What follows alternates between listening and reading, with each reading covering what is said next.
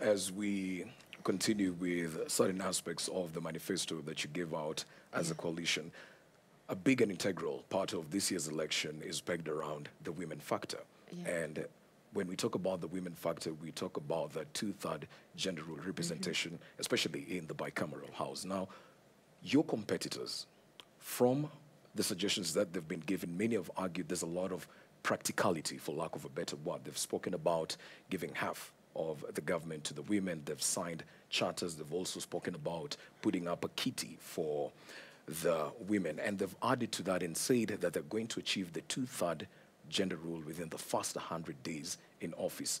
On your side, what is the assurance that you're giving women, despite you being potentially being the first female deputy president? What assurance are you giving people to say that, you know what, moving forward, we're going to have better representation of women in our government?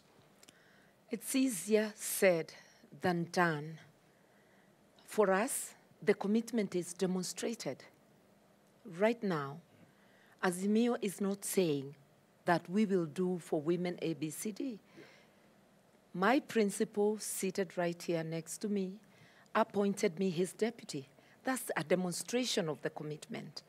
So when we say that we will fulfill, we will continue the implementation of the Constitution, which includes the two-thirds gender rule. We have demonstrated it. When my principal says that he actually believes in 50-50, he has not just the two-thirds gender rule, but 50-50. He has already demonstrated it. So for the competition to claim that they have the commitment, where have they demonstrated it? And we have gone beyond that. If you look backwards, and I always tell this story, that when we came from Beijing in 1995, those of us who were in parliament then were bringing in motions for the implementation of the commitments in Beijing. And I remember my sister, the Honorable Charity Ngilu, governor of Kitui, and Senator Beth Mogo bringing such motions. On my part, I proposed the Equality Act and the Domestic Violence Bill, which was later to be adopted by the government. But only one man joined us and brought a motion to set up the Gender Equality Commission. That man was none other than the Right Honorable Raila Amolo Odinga. So that is just to show that the commitment of Azimio to women's issues runs deep. It's not just about this election. It's something that we practice. And if you look even in Parliament, a majority of the elected women will be from his party. And even now, those running, there is quite a good number. So I'm saying our commitment is demonstrated. I don't want to talk about my part because I think that it goes beyond saying. Okay. So we will not only implement the two-thirds gender rule, which is the starting point, but we will go beyond it, and that commitment has already been shown. All right. Yeah. After that question on, fighting corruption and the position of women from Alan Owino of K24, my colleague, Belita Oletenges from from NTV, has a question on youth and the position of youth. Thank you very much. Ningependa kuuliza swali langu kwa lugha ya Kiswahili. Nafasi za ajira ni jambo ambalo mmeahidi kwa pamoja, na ni shina muhimu sana katika uchaguzi ujao, ikizingatiwa kuwa gharama ya maisha imeenda juu. Lakini tukizingatia kwamba serikali ya Jubilee ilikuwa imeahidi nafasi za kazi milioni 1 kila mwaka kwa awamu yao ya pili, je, nafasi yenu ya uwazi kabisa au mbinu ambayo mtalenga kutumia kuhakikisha kuwa mnaongeza nafasi za ajira nchini, hususan kwa vijana, na pia mbinu ipi mtakuwa mnatumia ili kuhakikisha kuwa watu wamepata ajira humu nchini?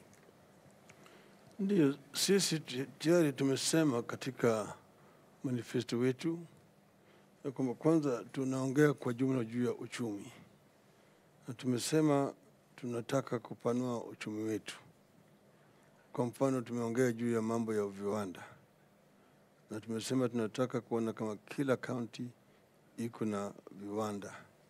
Ni sababu tunaongea juu ya county moja product moja, one county one product. Na hii ni mambo ambayo sisi tunataka kuanzisha kwa njia ya haraka. Maana yake tayari utafiti imefanyika, tunajua ni nini inapatikana katika eneo hii na eneo hii na kadhalika. Lakini haya yote sisi tunategemea Wakenya. Wakenya ndio tunategemea kabisa. Kwa upande mwingine kama serikali, tunajua wakati huu vijana wetu wengi sana wako na shida mingi zaidi. Na tunataka kuanza kuleta ile ajira ambayo inaweza kuajiri vijana wengi zaidi. Kwa mfano kazi mtaani. Tunasema tutarudisha kazi mtaani mara moja kama tunaanza. Yani tukuna kwa mambo short term, as immediate, mid term and long term. Vijana wetu wengi vile vile wana ujuzi, wamesoma, kwa mfano kwa upande ya ICT wako na ujuzi wengi zaidi. Na tuko na changamoto kwa sababu ya kutokuwa na ile connectivity ya kutosha haswa katika eneo za mashambani huko. Tunataka kusambaza ICT ifike kwenye vijiji wetu, ili vijana wanaweza connect na wanaweza hata kupata ajira kwa kampuni ambazo ziko nje ya taifa letu. Wanaweza kufanya kazi hizo huko. Vile vile tumesema tutaanza hazina mpya ya mkopo, pale ambapo vijana wanaweza kwenda kukopesha pesa ya kuanzisha biashara yao na walipi riba yoyote mpaka baada ya miaka 7. Haya yote ni vitu ambayo tayari zimeangaliwa na wataalamu wetu na najua inawezekana kufanyika. Tukileta mambo kama haya, vijana wengi kwanza wataweza kunufaika kwa hiyo mpango. Lakini muhimu zaidi ni mafunzo. Tunataka toa mafunzo kwa vijana wetu. Ndio sasa tunataka kupanua TVETs ziwe katika kila sub-county, ambayo vijana wanaweza kwenda pale na kupata mafunzo ya aina tofauti ili waweze kwenda kuanzisha biashara yao. Yani watu wengi katika taifa letu wanaangalia serikali. Wengi ukienda mahali wanasema kabila yetu au ukoo yetu hawajaajiriwa katika serikali. Hawajaajiriwa katika serikali kila mahali mkienda. Lakini serikali inaweza tu kuajiri watu kadhaa. Kwa mfano wakati huu ukichukua serikali ya kitaifa, yani wale ambao wanaitwa civil servants, na atuweke polisi ndani yake na jeshi na kadhalika, alafu weke hata wale ambao wameajiriwa katika counties, idadi inakuja na kuwa 700,000 peke yake, 700,000. Na hizo nafasi haziko wazi. Watu wameajiriwa tayari katika hizo nafasi. Nafasi inatokea kama mtu anakufa au anastaafu. Na hiyo ni 10% peke yake. Kwa mfano inakuwa 70,000 kila mwaka ndio kunapatikana kama vacancies. Lakini kila mwaka sisi kama taifa tunamwaga katika soko la kutafuta kazi watu karibu 1,000,000. Wale ambao wanaacha shule kwa darasa la 8, kwa darasa la 12, wengine wanatoka kwa ile vituo vingine na chuo kikuu, karibu watu 1,000,000.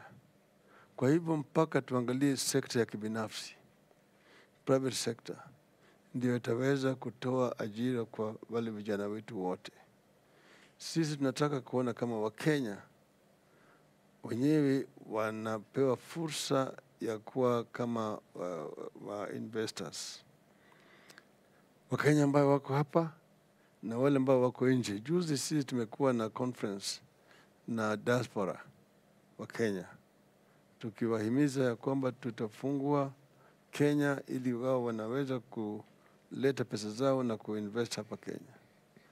Kuna vile vile wageni, ile kitu ambayo inaitwa FDI, Foreign Direct Investments, ambao wanataka kuleta mali zao hapa, kuanzisha biashara hapa na kutumia Kenya kama mahali ya kutengeneza bidhaa na kuuza katika soko hii ya kanda ya Afrika Mashariki.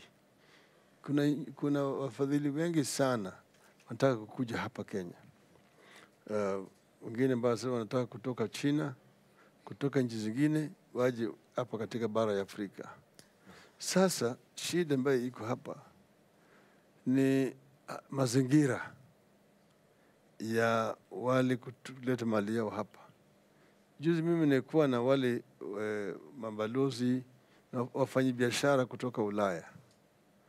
Wanasema makampuni yao kubwa kubwa wangependa sana kuja hapa, lakini mazingira hapa ya kuweka mali yao hapa ni sio sawa, kwa sababu unakuja hapa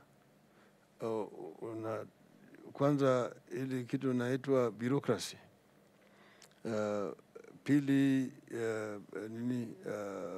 corruption iko juu sana. Alafu sasa wengine mtu anakuja hapa amesema yeye anataka kuanzisha kiwanda, amenunua shamba, kisha mtu mwingine anaenda mahakamani nasema hiyo shamba ni yangu, maanake tuko na title deeds mabandia. Alafu yeye anakwenda anapata injunction kwa court, jamaa hawezi kuendelea na kazi yake, court hii imefunga hii maneno, na hiyo kesi haisikizwi miaka 3, kesi haijamuliwa. Juzi nilikutana na Amerika, yeye amekuwa hapa sasa kwa miaka 3, anakuja kesi imehairishwa, ati yule jamaa ambaye alienda mahakamani hayuko, wakili hajakuja, mahakama ameharisha kwa miezi 6. Ananiuliza mimi, Raila, hawa jamaa, do they know I'm coming from the LA? Do they know where LA is in this world? I'm not going to come again here.